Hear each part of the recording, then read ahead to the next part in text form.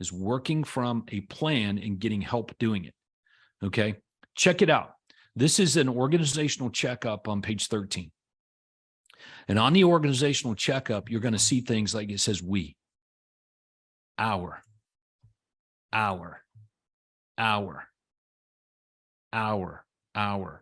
we. Okay. So what does all this mean to you when you see these words? Well, words mean things. This is not intended. In other words, it's impossible for you to net 7 figures today or even tomorrow. It's impossible for you to do it without help, without people in your business, quote, employees. How many?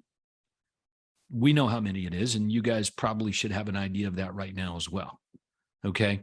But that's why it's an organizational checkup and not a solopreneur checkup or a real estate agent checkup. You got into the Craig Proctor Platinum level to sell more homes and make more money.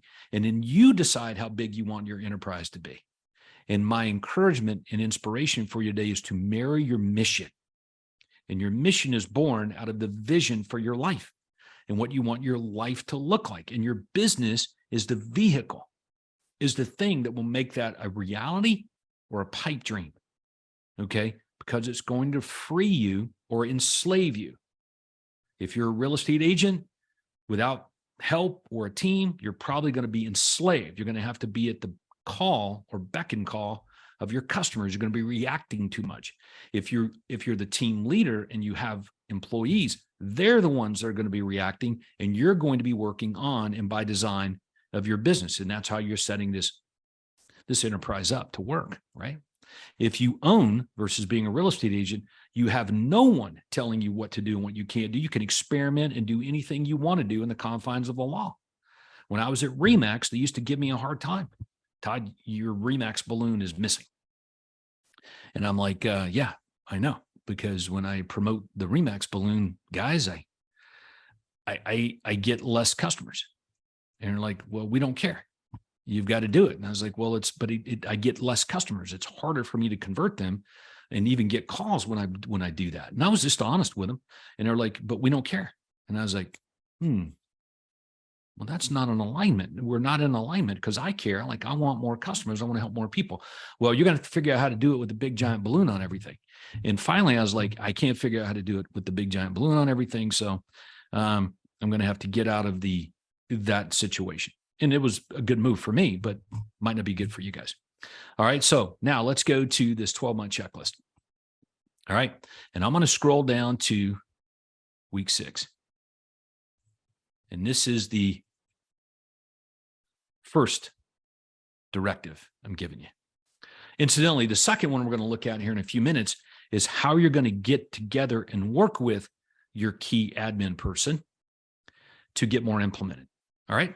So we're going to design a meeting that you're going to do like clockwork every week with your key persons, if you have them. All right. We're going to call it a leadership team meeting. And some of you guys are familiar with that. And some of you never heard of it. And some of you guys are doing it. Some of you aren't. We're going to take a look at that here next. All right. So if you look here at week 6, it's week 6. It's not week 1. It's not week 50. It's week 6. Okay. Which is the third directive on the Platinum Business Plan. Third directive is leverage with people to implement. You guys see that? Leverage with people to implement. It doesn't say leverage with people to do the work, because there is no work without implementation. Write that down. There is no work without getting something implemented first. All right. Now, you can be the CRM if you want to, but that's not what Craig and I want you to do.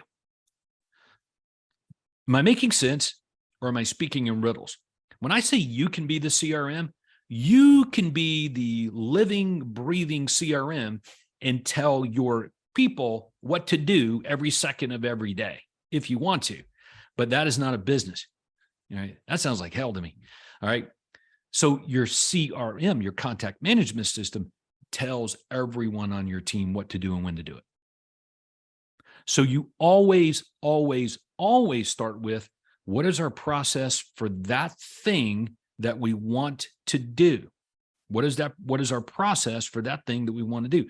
How's it going to work, right? So classic example, new listing.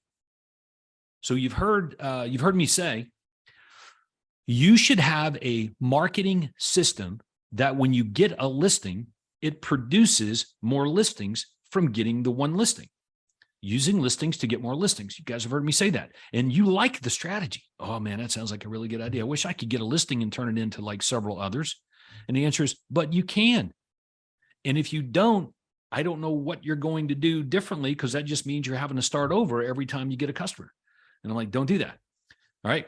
So when you get a listing, in your listing activity plan, that's a process. It tells people in your company, your assistants and others, what to do and when to do it. And one of those things is to use the listing to get more listings. So there are marketing initiatives or directives, activities that tells your marketing assistant or your key admin what to do, how to use the listing to go and generate more business. And you never do that by trying to sell the listing. All right. So this is not today a lesson on marketing, but I guess everything is. When you get a listing, as a sidebar, when you guys get a listing, the marketing's job is not to sell the listing. Write that down. When you take on a new listing, marketing's job, your marketing department, your marketing people, marketing is not designed. There is no part of sales that they're involved in. They don't sell the listing. Marketing's job is to generate gobs of prospects using the listing. All right. People sell the listing, not marketing. Everybody got it? People sell the listing, marketing generates the leads. So if you guys understand that, then you'll understand the need for the separation between your marketing and the sales.